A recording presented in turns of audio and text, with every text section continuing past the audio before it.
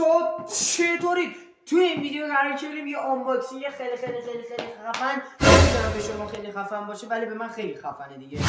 فکر کنم از تامنیل و تایتل ویدیو فهمیده باشید که بنده یه دوچرخه خریدم. آنباکس هم نمیشه، یه رونمای ریز می‌خوایم کنیم ازش.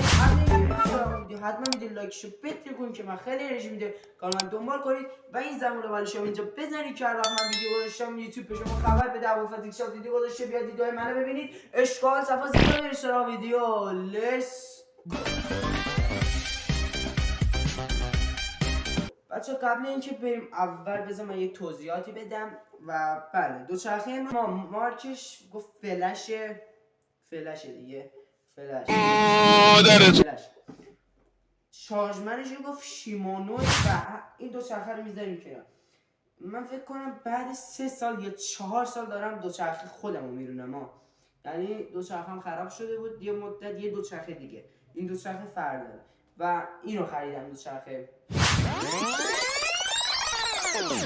خب بچه این دوچرخه بنده است و اینو خریدیم دیگه. اشکال فکر کنم از اون موقع چند روز گذشته. فلشه دیگه بچه ها، نگاه فلش دیگه، تو خودتون ببخشید.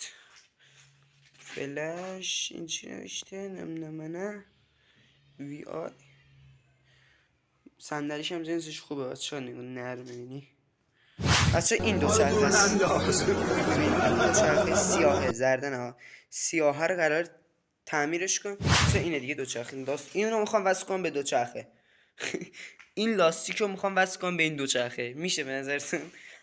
آره بچه این دوچرخه سیاه هست که قدیم برا بنده بود. فکر کنم 4 سال 5 سال. چقدر کوچولوه این. میگم ببینید بچه فرانسه عجب دوچرخه بود انصافا. لاستیک عقب رو نگاه، لاستیک جلو رو نگاه. یا با این دریفت کشیدیم اینجاش پاره شد. ترکید، لاستیکشو عوض کردم.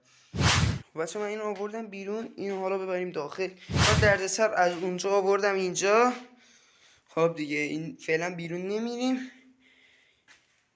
این از دوچرخه ماست. ببینید این دوچرخه قبلی بوده که به پادی عشق میکنی فرانسه. چسب اینا داداش، چسبا رو از سفید دیگه داره ایناش کنده میشه. اینا برچسب نیست بچه، برای خودش بوده.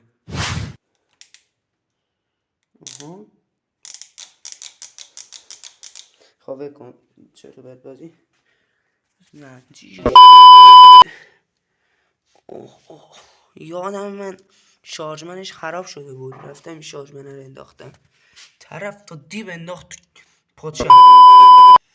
شارژمن الان فکر کنم 1 تومن میشه دیگه بچه. آره 500 تومن 3-4 سال پیش انداخت پاچه من اینو. همین لاستیک 300 تومن انداخت تو پاچم، الان 200 تومن لاستیک. حساب کن بچه منتظر ویدیوهای خفن باشید که کلی قراره با این ویدیو بگیریم و با اون ویدیو بگیریم. آره